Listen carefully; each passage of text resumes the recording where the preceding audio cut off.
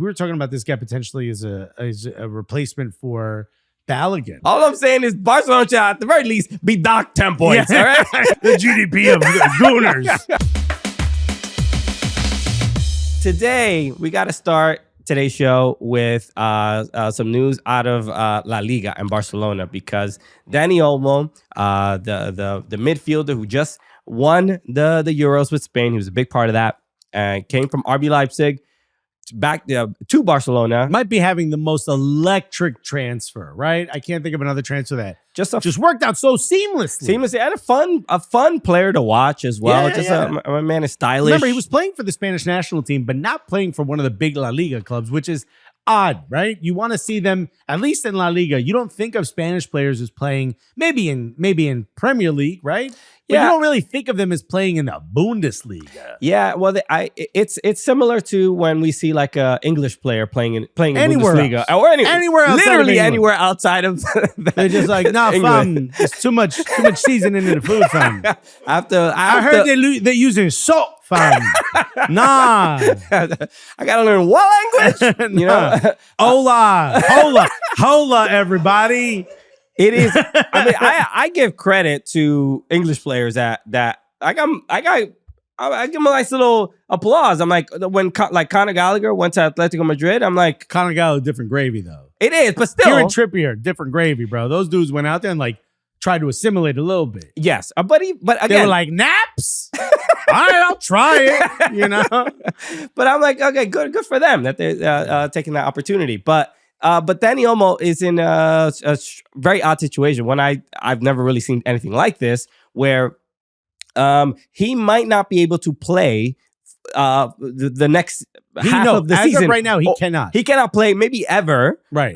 For Barcelona, so they have to sort out a financial issue. So the club needs to register him in order to play for the team. So you have to register him as a player that we own his contract. Right. Yes. He is a player for Barcelona.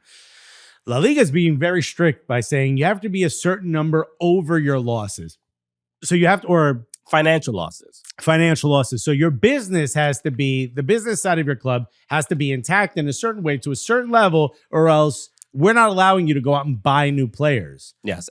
And Barcelona has had these financial issues for the last couple years. Oh, wow, man. They've been playing this game of chicken with, the accountants. I don't know who this is. The triggers and levers. They've been pulling levers. They've mortgaged out their digital future, right? They've sold like the Barca studios, and they're trying to do it again with the suites. Yeah. They're trying to get, they're trying to sell the suites to their new stadium. Apparently they're going to have like really lavish. It's going to be the Spotify Camp Nou. Yeah. They're trying to sell the suites and the VIP boxes, and I think it's $50 million that they're off, that they'll get that if they can. That's what at least was Jean Laporte saying. Yeah. It's just $50 million, bro. We got that. We got that in the boxes, in the bro. Couch cushions. We got it. If you just wait like 2 to 3 decades, I could get you that money. Yeah, and the deadline was yesterday. Yeah. So they had But they're saying they have 2 more days, and La Liga's like, who told you that? Because of right now, the La Liga has removed Dani Olmo and Pau Victor, the other player. Yeah, nobody's talking about him. But as like, homie, not one person worried about you. Everyone's talking Dani Olmo.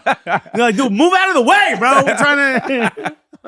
So as of right now, Dani Olmo is essentially a free agent. Yeah. Other clubs can talk to him. It's in his contract that if they couldn't register him in January, that he is essentially a free agent. He can move on a free and still be owed money from Barcelona. Yeah. This is worst case scenario if you're Barcelona. Dani Olmo has explicitly said that he obviously wants to stay at Barcelona, but this is the last essentially 3 years, basically since COVID kind of disrupted everything. It's been just a series of embarrassing moments, financial moments. This feels like if you ever watch those financial shows I forgot the name of the show. It's a guy named Caleb, where people go on his show and they show I know what him, you're talking about. He's like the bigger dude, and yeah, he's like, glasses, you spend how much money on ice cream? You know what I mean? Like that guy. And he goes through your financial statements and looks through every single thing, and he just yells at you to be like, "Yo, you can't buy this anymore." And that's what I feel like with Barcelona. Barcelona has to. They have to show the world everything. Joao Laporta should go on the show, and he's like, "Levers, dog, you can't do this." It's. I mean, at what point does it get just embarrassing? Where I'm not making the accusation of any sort of corruption, but it's like this mismanagement. Nobody was talking about that until you just said that. So I'm starting to think maybe you are. But if there's such this much mismanagement with money, then who is responsible for these moments? Like it obviously it trickles down, because you get into these moments where players, he's already been playing, and now all of a sudden, like, I mean, they knew that when they signed him. That's why it's in his contract that if this happens, he can essentially pull the ripcord. And it begs the question: it's like, you can't even really move on from Joao Laporta, because you have to ride along with this plan now, because if he leaves, whatever the potential, safety net is kind of goes with him. Yeah. Like, who else is going to make, sense of what's happening here and be like, what levers was he talking about? Like, I don't even know. You almost have to, like, you're kind of leaving the future of your club, the viability of Barcelona as a club in La Liga sits right now at the lap of Joao Laporta. And this is absolutely going the wrong way. Look, worst case scenario is you can't register 2 players, but at least your club stays afloat. But one of these players is really important, and the other guy, we just heard his name for the first time. This is horrible if you are one of the Barcelona shareholders. Yeah. I wonder, especially given that they're we're rebuilding the stadium and stuff like that. Like, these are such huge financial investments or changes. Like, you have to juggling. Arsenal took 14 years to pay off that stadium. Right. And this is and they were financially viable. And this is why when people speak negatively about Arsene Wenger, it's like, bro, this could have been Arsenal right now. Dude, Arsenal could not exist right now. 100%. Yeah, if it wasn't for Arsene Wenger being like, we need to tighten up these purse strings for the next decade. Yeah, I saw some graphic of like net spend or whatever, and it showed like all the top clubs and whatever, and everybody spent like 300 million, 400 million, whatever. And then it got to Arsenal, and it said $25 million profit. Yeah, I remember those days. Which is. Again, it's unreal. Every good player was leaving. I remember when Robin van Persie was sold for $28 million to Manchester United. Everyone's furious, and they're like, well, we need the money. Yeah. We need the money in order to make this happen. And it's crazy because you're like, all right, you're going to pay that. Also, what Arsene Wenger doesn't talk about in his book is this crazy theory he had that the economies were all going to collapse. And that they would be the only ones who had profit. They were able to withstand. So then they'd be able to go out and buy everyone. What? Arsenal's going to be their own country? Yeah. The GDP of the Gooners. I guess now that means something else. Hey, Theo Walcott, you're the ambassador. Yeah. You're the czar getting pussy. I don't even know why I said that. To be honest, it doesn't make any sense. I just want to say something stupid. Giroud. We have a role for you. You're the governor of pretty. You doing it right now. What are you talking about?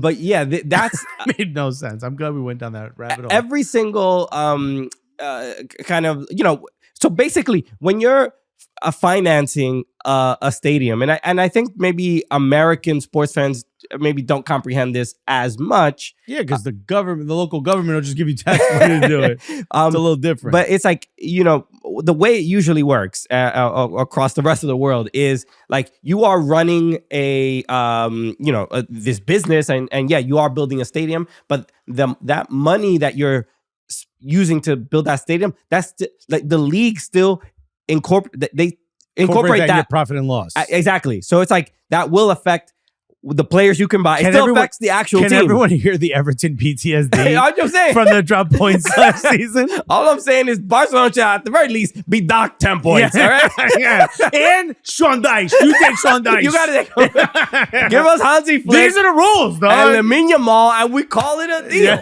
Yeah. Imagine Dani Olmo went to Everton.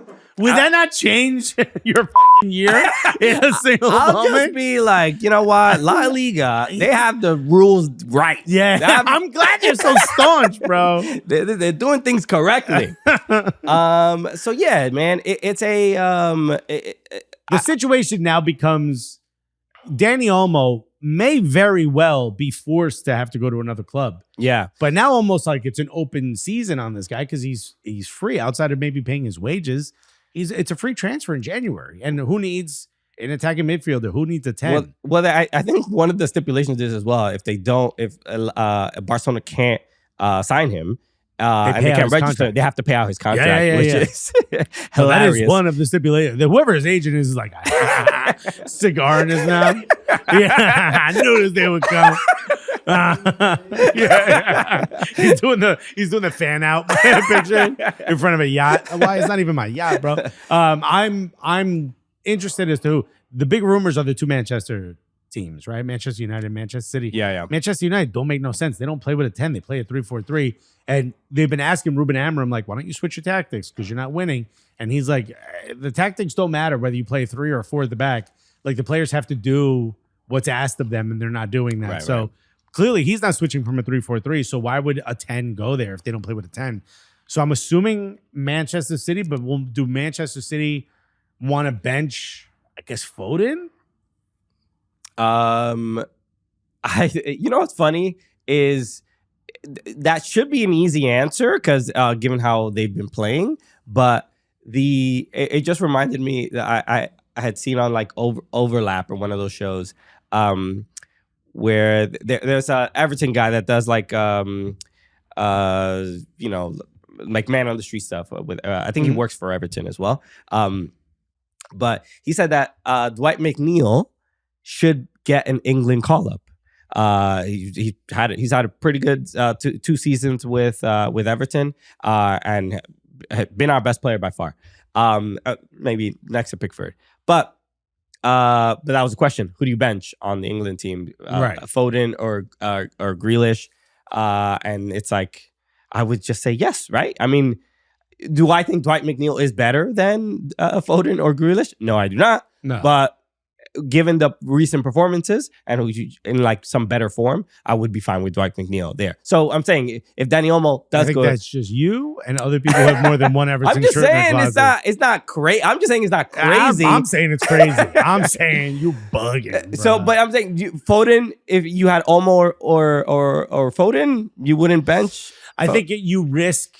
So Olmo's not going to be there for the long term. You expect that Foden potentially will certainly see out his contract. Sure. And you risk really shooting his confidence down by bringing in a guy like Dani Olmo. Also, I don't think your attacking midfielder is the reason why you're not winning. I think it's your defensive midfielder and your defensive ability to stop teams. And Dani Olmo doesn't solve that. So I don't think any Manchester. And by the way, Dani Olmo's wife is like, thank God, no Manchester. Thank you, Alexis. I don't want to live there from Barcelona. I honestly think a team like maybe even Arsenal would probably benefit more. And I'm not saying to go to Arsenal because I don't think they need a 10 either. Yeah.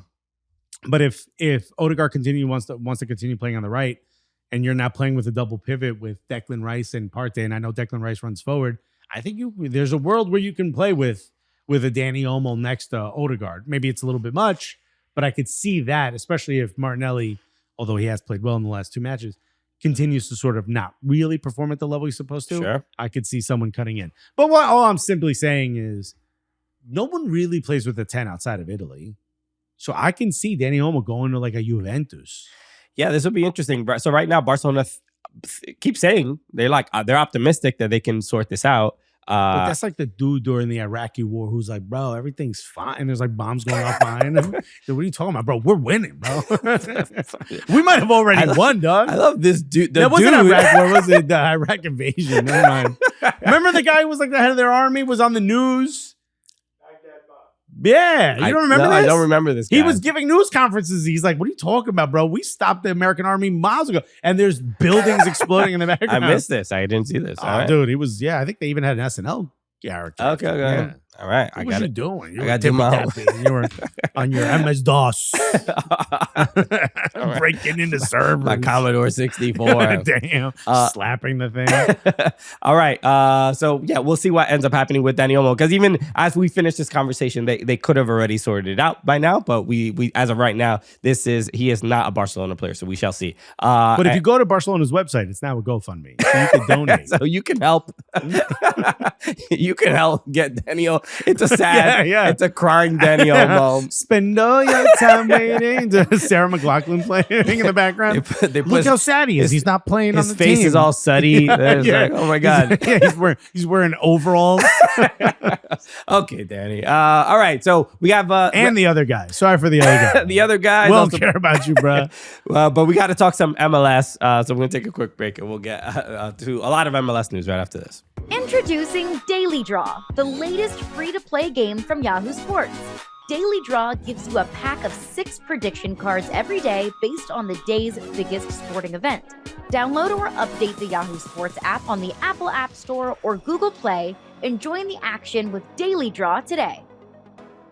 All right, let's talk some Major League Soccer because they've, look, it's January, the transfer window. Where's Messi going? That's what we all need to know. Will he stay? I mean, St. Louis is great this time of year. Is he? How much is St. Louis paying you to say that? No, so there've been a couple transfers and a couple of big moves. I mean, it's going to be a busy month, but there's already been a lot of stuff for the Bogarts of the world to start talking about. One of them that we wanted to get started with was Philadelphia Union. They have a new head coach, Bradley Carnell. A little bit of a surprise. The former St. Louis City head coach. And you are not as a, I don't know. I'm not going to say you're not a big fan of the move, but no, I don't think it's as immediate a fit as I think you see it and Carter. See it, right? Not to throw you guys up. Right. Yeah. I think I kind of see it as a decent fit with what already was going on, especially with the Philadelphia Union, kind of resembling more of a Bundesliga style of play and style of club that Bradley Carnell is coming from, especially with St. Louis City, which is. St. Louis is exactly that. Yeah. With Pfannenstiel. Lutz Pfannenstiel is the sporting director there. Sure. Here's the way I look at it. You have a guy who was at Red Bull for a long time, and they don't win, right? And then he went to St. Louis. That's it, right? and they don't win, and he didn't win while he was there. I know he did well his first season, but it looked a complete mess. The second season. Yeah. And then you get rid of a guy like Jim Curtin, who's done so much with so little and got you to a final twice. And this is what you replace him with? Sure. If I'm a fan of Philadelphia Union, I'm not looking at this and saying, oh, okay, it was worth getting rid of a guy who so deeply cared about the local community and the club itself, and poured his heart and soul into it and did so much without ever being given the right amount of pieces. And now we get rid of him to bring in a guy who failed. Now, this could turn out to be a great move. I've interviewed Bradley Carnell. He seems like a lovely guy, but I can't think of this being the step up that Philadelphia Union fans wanted. I guess, I'm looking at it without, if Jim Curtin was never a part of the organization. Do you own Philadelphia Union? Because I think that's the way they're looking at it too. No, I'm just saying it feels like a decent fit to me. But yes, comparatively, when you look at everything Jim Curtin did, and if you're looking at it, it's like, was this the right move to get rid of essentially one of the longest tenured managers that have pretty much ever existed. Successful. And Perennially successful. Yeah. So even though doesn't have a massive trophy closet to claim, perennially was always in the conversation. I'm not sure this is the right move. Who's the owner? Sugarman? the superheroes. Winnie. Sugar Man. Yeah. No, it's Sugarman, right? Beating diabetes. Yeah. Giving diabetes. Diabetes. If they need a little less Sugarman and they need a little more sugar daddy, you feel me? You need to spend some. Got it. Okay. All right. So that's one move there. The other head coach hasn't been officially announced yet. But the hiring of Pascal Jansen to NYCFC. This is a coach who we do not know much about. But it's and I want to give credit to Hutch River Blue who reported it first. Because a lot of people they went, here we go. They did, here we go. And I'm just saying, I love their tweet. It said, first reported by us at 8 a.m. this morning, fleshed out at 11:23 a.m. Fabrizio Romano'd at 1:30 p.m. Because Fabrizio, a lot of times people think Fabrizio is the first person to report certain things. He's just the aggregator. Exactly. So there's a lot of value in that. I'm not disrespecting. Exactly. But yeah, so I think we'll hear more in the coming days about his hiring.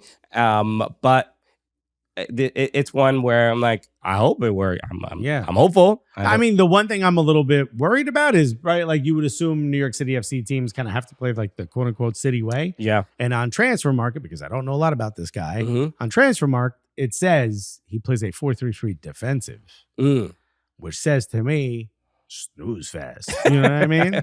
I mean, there hasn't been even with Nick Cushing, Ronnie Dyla, like Patrick Vieira, Dominic Tarrant. It's all been like, I mean, slightly like different variations. Yeah, but it's more like possession based. Yeah, there's no they don't bring in a coach that they think is going to completely turn everything upside down. That's I don't believe that. My main focus and concern, especially, and the things that I was disappointed with Nick Cushing, wasn't really ever the style of play. I thought the NYCFC played really, really well in the games that they played well, right? Right. I enjoyed the style, at least what the process was. My issues were like the rotation of players, the relationship with players, right? Well, I don't understand what happened with Thiago, the winger Thiago. Or Talles Magno. Or Talles Magno. I don't really, I'm like, what exactly happened? And was it an issue with the coach? Or was it something with the player? Like, sitting these players for so long and not giving them any minutes and not really explaining ever what was going on. I'm like, I can't blame anyone but the coach because I don't understand what else could have happened. So that's my hope, is like having better relationships with players where they're happy to be playing. So we'll see what ends up happening with that. All right. Next up. James Sands, speaking of NYCFC. James Sands. I hope he has a good year next year, man, because the new coach coming in is going to be loaned. Oh, no. I was just saying. No, he's going to St. Pauli. He's going to FC St. Pauli. So I'm happy for old Jimmy Sands, Jimbo, the homie. So it's a 6-month loan with the potential for another year. Yeah. So I would imagine the terms of the loan are that they stay up, right? So FC St. Pauli are currently where on the table? I think they're in like 14th or something like that. Right. They're in a relegation battle. Relegation battle. So, but I'm wondering if this is a better situation than 14th. Then because he was at Rangers, couldn't really get playing time. But he played in Champions League. He played some in Rangers. He actually scored for Rangers before he ever scored for New York City FC, which he did against Inter Miami. To equalize. So he didn't get the minutes he really wanted, and the opportunities that he did get. You know, sometimes I think he made like 1 or 2 mistakes in a Champions League game or something like that, and it's just like he just couldn't win favor again with the coach. So it wasn't a good move. And it's also, there was a maturing process, I think, last season. And he became much more of a man versus this young child. Sure. And also when he came back to NYCFC, you physically saw like, this much more imposing. Much more imposing, physically bigger, much more decisive, good passing with both feet. He was like a much better player, without a doubt. Much more leadership. But I think he's built for Bundesliga. That's kind of the thing I'm excited to see. I could see him and Leonard Maloney kind of being of the same ilk, you know what I mean? And Leonard Maloney's doing pretty well with Heidenheim. Yeah, I could see that. So I really, really do. He's also only 24. We've known him for so long that it feels like he's like 35. We watched this kid grow up. It's pretty wild. The other tremendous move, Jesus Ferreira to the Sounders, which this also feels like 2 years ago they were talking about Europe for this guy. You know? It's just like, why is it's kind of like, how about you just go to European weather? How about that? How about that? So yeah, Tom Boger wrote, Sounders reach agreement to acquire Jesus Ferreira from FC Dallas in a blockbuster trade. Dallas received $2 million in GAM in international roster spot, and winger Leo Chu, the Brazilian, who's also very good. This is huge for FC Dallas. $2 million, and you get your DP slot back because he is a DP. That's kind of huge. Sure, but it's an odd move for Dallas to let him go. Nah, you don't think so? You don't think it was time last season? I don't know why he stayed last season. He should have jumped at the opportunity of going to Europe. I don't know if maybe an official offer never actually came, but there were so many rumors back and forth. It seemed like, no, you got to go. And at this point, getting a move to Seattle, I'm happy for the guy. It's a new start. It's a new opportunity. Seattle desperately needs a goal scorer. So I think that's going to work well, especially with Rui Diaz leaving and, Jordan Morris seemingly not getting younger. It feels like the right move for Seattle, but at the same time, I'm like, don't you feel like there was an opportunity missed here? Like we were talking about this guy potentially as a replacement for Balogun, at one point, right. Or in place of Balogun, I should say. And now that ship has sailed. Yeah, it's so disappointing. I mean, and I think that's kind of the sad part here, I guess, for Jesus Ferreira, of like, even if he does really well, so one of the stipulations of him joining the Sounders was to get to extend his contract. I guess the hope now is like he has another really good season like he had like what was it, like 3 years ago, and then he you gets a move somewhere else, because you don't honestly the move is probably going to be Liga MX at this point. I honestly can't see a European club coming in for him. This feels like a Monterrey move. It's so I just like feel bad. Yeah. There's no other word for it, but they're gonna do the reveal. They're gonna do the holding the jersey up. It's like, Jesus Ferreira excited to be joining the Sounders, to leaving the Dallas weather. I mean, which is not necessarily great in the summers either. No, it's brutal. But yeah, it just seems just like a underwhelming move. Yeah, I think for his career. Yeah, it feels like a move. With all due respect to the Sounders, I just like. Yeah, no disrespect to the Sounders. Yeah. We're just talking about someone who had visions of grandeur of going to Europe. Exactly. And now you're getting a move within the league. Yeah. Certainly, I mean, I think it's a better situation to be in Seattle. They care, of course. Feels like they care a little bit more about winning as an organization than FC Dallas. FC Dallas feels to me like a place where they want to develop players and sell them out. Sure. Obviously, Weston McKennie and Chris Richards. There's a lot of examples. This feels like a lateral move for him career-wise. Yeah. A better situation within the same league. Then our last one, we're going to talk about Fafa Pico going to Inter Miami. This is the kid going home. The kid going home is about to be a problem. Yo, this is, if you thought he was unbearable before, our guy going to Miami, bro, that home cooking. Yeah, we love Fafa. Bro, Fafa's family. Yeah, man. And so he is a player. He's 33. He had a spectacular season for Vancouver. For Vancouver. I thought he was great at Nashville. I'm surprised he wasn't used a little bit better. I thought down there, I thought like he could be that release valve for Hani Mukhtar, get that pressure off. Sure. Of him. And then he goes to Vancouver and proves he was that guy. I'm just saying. And then, Hani Mukhtar has, one of his worst seasons when Fafa leaves. That's what I'm saying. So I saw somebody comment this, but they said like Fafa Pico is the player no club wants, but they all need. Yeah. You know what I mean? Like, he is a journeyman sort of MLS guy, right? He's played at so many clubs now.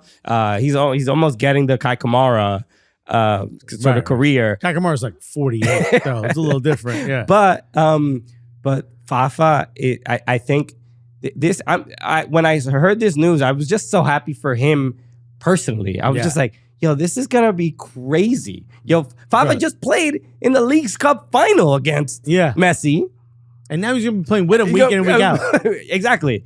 And he's gonna be drinking mate. He's gonna be hanging with the boys, doing an asado. Yeah, dude. And then it's also, he can also introduce, when he was on the show, there was a clip that we had made of Fafa talking about the food he had right before a game against Miami, against the League Cup final. And he was saying that he had oxtail with arroz y habichuela. Yeah. And rabo, bro. The kid brought rabo out. Imagine Fafa and Lionel Messi eating oxtail together, bro. Could you imagine him explaining to Messi what mofongo is? He's like, no, trust me. I know what it looks like. Okay. You got to get shrimp on it. This is, I'm just excited, not only just for what we're going to see on the pitch, but I'm hoping the Inter Miami, content team capture something, bro, because this is gonna be the Latino-ness is gonna be out of this world. The personality that Fafa brings, I think, not only on the pitch but off the pitch as well, and just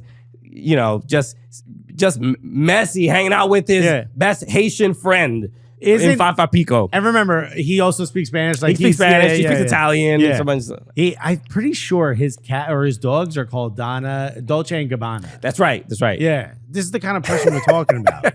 Okay. With Messi, whose dog is probably called 442. You know what I mean? What? You know what I mean? Like the personality's not there. Like, what is Messi's dog's name? Because he has a very adorable dog. He has a very big dog. Does he? Yeah. Is it like one of those guard dogs that like still plays with the kids where you're just like, look out, kids? Yeah. Well, no, it's a I guess it's a bull mastiff. Yeah, it's a giant.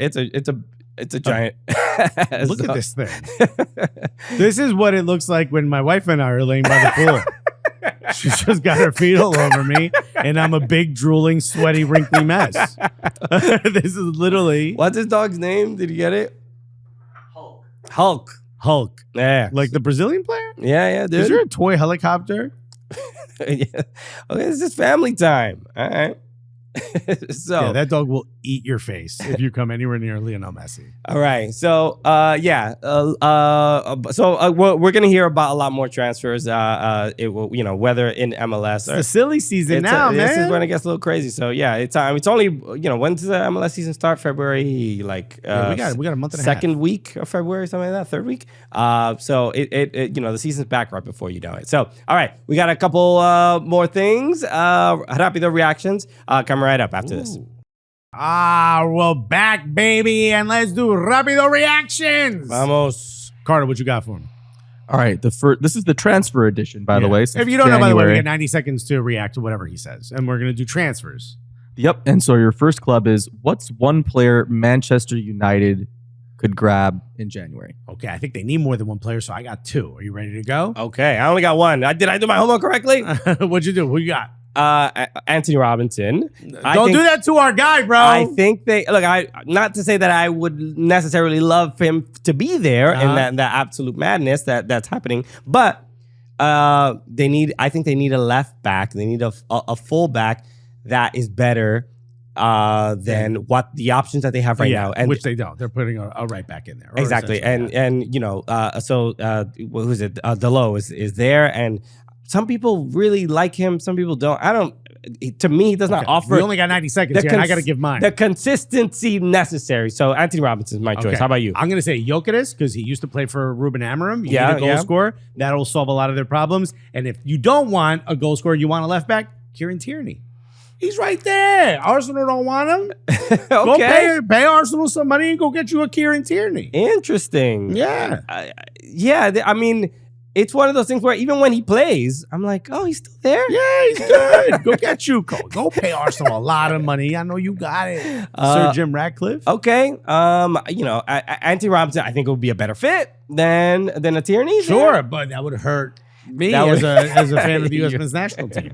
And we don't want that, of course. No. All right. I hope he can swim. The place is flooding. What do we got next? What team? Manchester City. Ooh, I got a good one for this one. Okay, I mean, we mentioned it earlier on the show, but Dani Olmo, I think, is a perfectly fine move if it all falls apart with Barcelona and he ends up at Man City. Not a bad situation to be in. Playing in Europa next year. That'll be fun, Danny. How you like that? Here's what I think. Conference League. Here's what I think. It's all possible.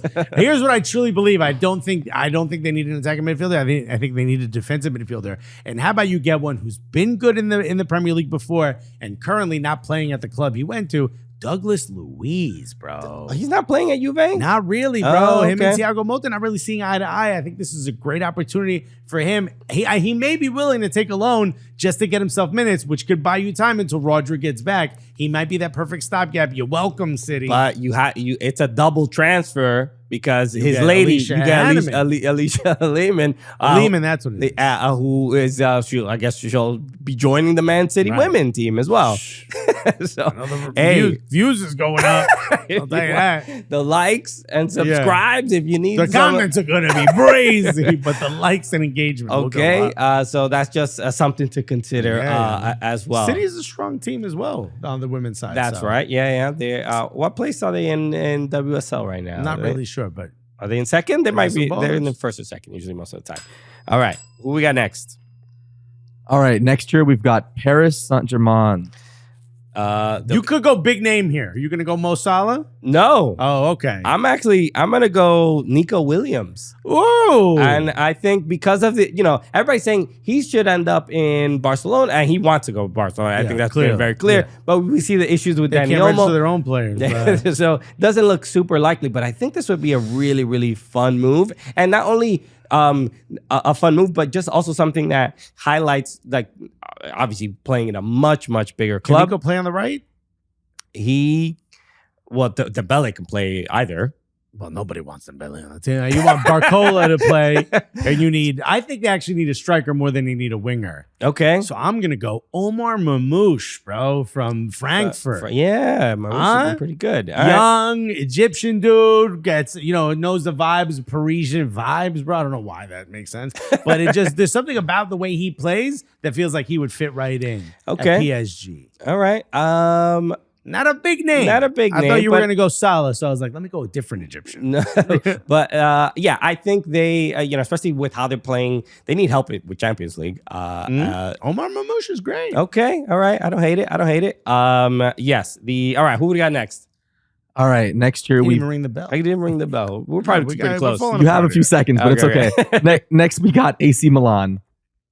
Okay, this one's a little out there, but I've been seeing it rumored. Okay. Gio Reyna.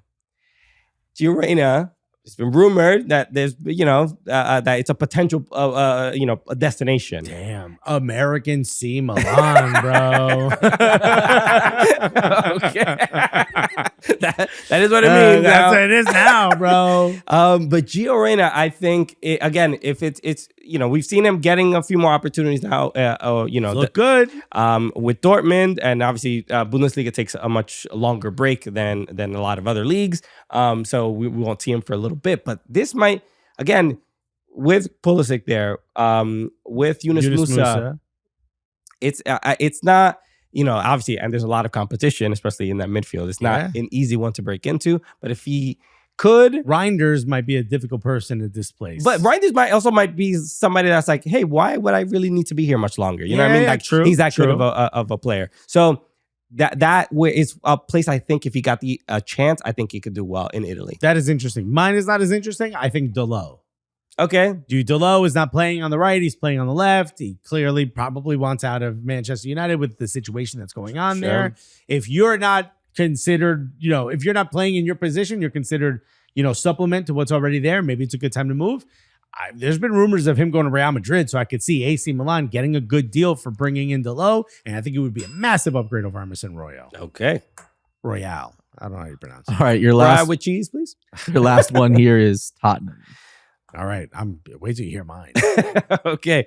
Another player that is being rumored to be leaving his club very often, I've been seeing online, is Leroy Sané. And I think this might be a decent destination for a team that just needs who they have like Timo Werner kind of trying to do getting what we got subbed off at halftime or whatever. He got like yelled at by Postecoglou. And Postecoglou mentioned it after the game. Exactly. Was it good enough? Yeah. So Leroy Sané, I think this could be he could help the team a lot. Whether it's people think it's a good fit or not, I don't know. But if there's an opportunity to get him for Tottenham, I think they should go for it. Well, we have a Tottenham fan. Real quick, what's the biggest position you need replaced? Center back, goalkeeper. Goalkeeper, Matt Turner. He needs minutes. He's, as of right now, the starter on his international team. Former Arsenal player. Big splash, goes to Tottenham. He would never, though, right? Who knows? You think it after how it ended with Arsenal? But you're Matt Turner. You need minutes. You know you're an Arsenal. You go anywhere. You go to the North Korean League if you get minutes, bro. You think? You get a Gazprom tattoo and you go play for Zenit St. Petersburg. Really? So you, even as an Arsenal fan, you wouldn't hold it against him. He's no longer a player. Of course I'm going to hold it against him. I don't want him to go. But the kid needs minutes. They need a goalkeeper. Gotcha. I think he's good enough to play that position there. You think the fans welcome him? Probably not. All right. Real quick, Matt Turner's your starting goalkeeper. How you feeling about that? Better than Fraser Forster. Hey, there we go. I'll take that, bro. All right. It's a much easier name to say.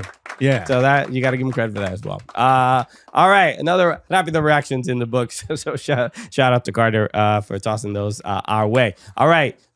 Thank you, everybody, again, for tuning in to another episode. You powered through an entire episode. Powered through. Actually, you know what? I remember this is the one thing I wanted to do before we wrapped up. This will be a nice little treat. We were talking about this beforehand. I had seen this dude on TikTok a couple weeks ago. The caption is cool. Let's bring this up before they ban the app. I like this. Barman knows every Premier League result since 1993, which is only a year after the league started. Yeah, and Alexis hasn't seen this video, so we'll just kind of get his live reaction to it. Jordy, 2001, 2002. So how are you feeling about that? No comment. I'll let you know in about 20 seconds time. Newcastle, Charlton. Newcastle at home. Yeah, what was it, about April 2002 or something like that, wasn't it? I haven't got the Well, the bottom line is it was Newcastle 3, Charlton 0. And that's all. Tressa Lamana, Lua, Alan Shearer, Gary Speed, I think. Jesus Christ, that is insane. Good God. So this dude, I don't know how you make money off this. Is it only a party trick, or do you like how do you monetize this exactly? Also, why does this bar look like a lunchroom? It might be a hotel. It feels like a hotel. It feels very, for some reason, like Norwegian. I'm getting Norwegian vibes. Is that not like the accents are that? It's like a bar at a golf course, no? Oh, golf course, right? That makes a little sense. Yeah, the guy's wearing a finance vest. All right, this makes sense. But this is how do you know? Why do you know? I don't want to know how. I want to know why do you know this information? You know, like there's only so much room in the brain. You know what I mean? So like there's other things. Like there's family members he has not called on their birthday because he knows this. Right. Yeah, it is something that like us, soccer sickos would at least we'd be impressed. We'd test this guy. We would annoy this man. We'd hang out with this guy. I want to go to this bar. Do we know what bar this is? I don't know. It says Premier League Newcastle Football Golf Aberdovey. Maybe that's the golf course. Aberdovey Golf Course. Is that? I guess I'm assuming that's the place. Okay, now we have to go to this. We gotta go. We gotta just. I'm being dead ass. we have to go. We gotta meet up with this guy. And, ask him every question we're about to ask him. We have to go. And for everyone he gets right, you and I have to do a shot. Maybe we can do this will be a fun game. We could ask him every Everton and Arsenal result against each other for the entire Premier League. But don't tell him that's what we're gonna do. No. We just surprised him. We with, just show up with a camera. We gotta go. We gotta go. I don't know what you're thinking. I'm joking. We gotta go to Aberdovey. Patreon.com/soccercooligans. Help us get to Aberdovey. Yeah. In fact, we'll donate part of our money to Dani Olmo getting registered. Go help him out. But yeah, so this guy's great. Aberdovey Golf Club in Aberdovey, United Kingdom. It is. We're part of the region. Damn, it's by the water. Wales, bro. I guess it's. I don't know where. It might be Wales. This might be Wales. Okay. It just says United Kingdom. Love Station Road. Okay, well, that doesn't help. Well, I don't know. All right, but It's got to be Wales because next to it is a place called Coors Diff. Right in English. Love it. All right, so bro, we're going to Wales. We're going to Wales, bro. All right, you think we won't go to Wales? We'll catch a Wrexham. We'll catch a Wrexham game Actually, while we're there. You know what? It might not be that far from Wrexham. All right, Look at this. Hold on a second. Let's do directions to Wrexham. Book it. Let's see. All right, I'll put it up on the screen as well. Oh, it's an hour and it's a 2-hour drive from Aberdovey to Wrexham. Done. That's not bad at all. Nah, dude, done. What's that by train? 2 hours. 2 hours and 47 minutes because you got to make a transfer. All right. Bro, done. You think we won't do this? We'll do this. Now, how do we convince the wives? All right. Okay. All right. We gotta bring them. Bring Mateo as well. Let's not do that. Okay. Let's not do that. No, I don't want. Let's not do all that. Why would we do all that? I'm not changing diapers. And my wife's like, I don't want to go, so I don't have to change Alexis's diaper. All right, everybody. Thank you again for tuning in. We always appreciate it. We hope that you have a great 2025 and a great new year. And make sure you subscribe, follow. Do you know who's from Wales? Sam Ashton, the guy who filmed us in Liverpool. Look, it's all coming together. Okay, match day meals. We're crashing at the Ashton family home. Yeah, dog. Ding dong. Y'all know how to get to Aberdovey, bro. All right, y'all are the absolute best. Thanks so much for hanging out with us. We'll see you on Monday with a brand new episode. Peace, everybody. Love you guys.